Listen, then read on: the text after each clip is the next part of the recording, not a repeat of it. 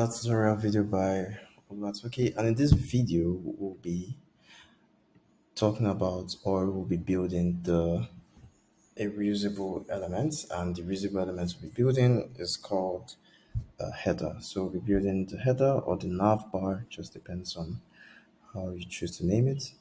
So what are we going to be doing in this video? So we're going to need to have a title, header title.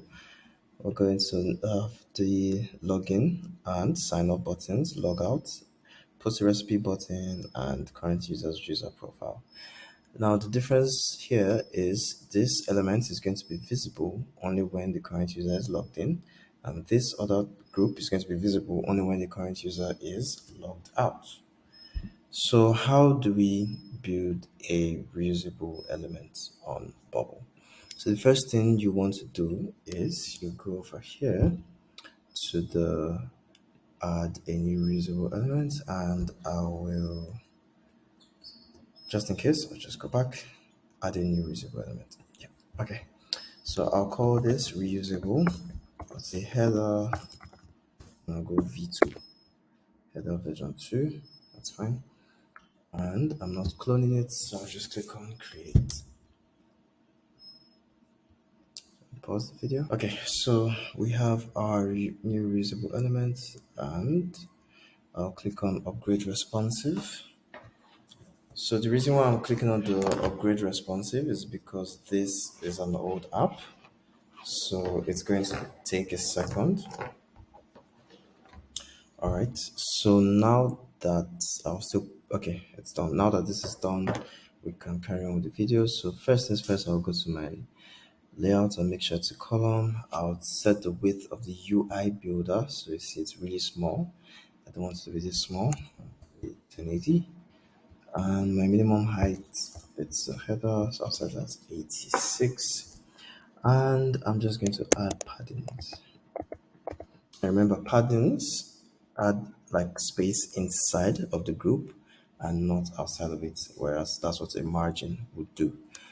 Okay, so moving on, first thing I want to do is to add a text element here, and which is the title of our app. So I go to set book. I already have my style set up, so I'll go branding heading. Next thing I want to do is set my minimum width as 0, fit width to content, minimum height. I'll take this out as well, so it snaps to the text element itself. Okay, so we want to start creating our buttons now. So first thing, I'll go to search elements. I'll type button here, add my button, and I'm going to use my brand button because I already created the style. I'll make a separate video on styles just so you know how to make styles. And go log in. That's my first button. Second button is sign up. Okay, so the next thing I want to do is move this down. I'll group both elements together in a row container, and I'm going to apply margin spacing of 10. Just make it 12. 12, and I will fit the width to content, as you can see here. And over here, I'm not going to use a column. Instead, I'll use a row. Yeah, makes it much better, easier for me. And I'm going to say space between. Okay, so now the next thing I want to do is, like I said, this element is meant to be visible only when a user is logged in. So I'm also going to make changes to my minimum width here. Set this as fit width to content, so it snaps or it stays with the element itself. I prefer my buttons to be 40 minimum height, and I will also align this with the vertical alignment, so this comes down a little. So if it's up, you see up, bottom, but I want it to be in the middle, which should be on the same line with this. Set this as middle as well. Go to middle. Okay, so now I'm going to add a condition. In my condition, I'll say group, what will I call this now? group logged in. So I'm going to say when current user is no, when current user is logged out. So this is actually supposed to be group logged out. So when current user is logged out, this element is visible. Yes. So is this element visible on page load? What that means is when the page loads, should this element be visible? No. Collapse when hidden? Yes. Okay, so I have my group logged out and I'll click here again so it becomes visible, and I'll copy and I'll paste it. Okay, so I have my group logged out, copy, and I'm going to rename this group as group logged in. So you can see this is what I'm currently on, group logged in. And the next thing I want to do is I will change this button title to log out. And over here, I'll call this button post a recipe. Okay, so what else do I need here? I need to also add my current user's profile photo. So I added a group. I prefer using groups for my images. So I'll go row, doesn't matter here. Minimum, I'll go 40, make this element fixed width 40. So the next thing I want to do, I'll call this profile photo. Next thing I want to do is set my roundness. So if my margin space, sorry, if my group width and height is 40, 40, divided by 2, that's 20. So that will give me perfect round circle. So I'll go solid, and for my border color, I'll go whoops, go hashtag E0, E0, E0.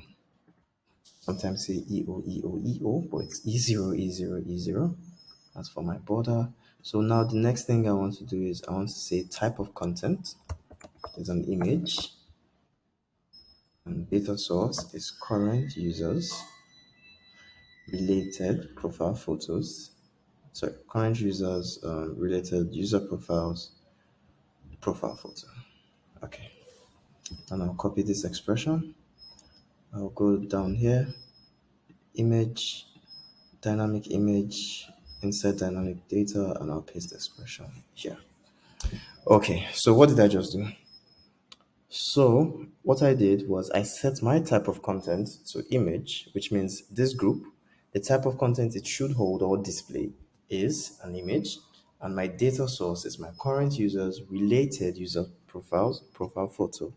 So if I go to my database, this is my current user, related user profile, which is this, and I want the profile photo, which is this image. So I'll take out this one. Yeah, makes my life easier. But yeah, just threw in an error because I'll fix that later. Okay, so and I came down here to my background style, and if I say my background style is red or a flat color, I can then change the color. But if I say image, that means I want to use an image, and the image I want to use is the current user's profile photo. So the last thing I'm going to do here is when current user is logged in, then this element is visible. So voila, this way you've built your header. So how do you apply this on your app? So I'll go over to my index page,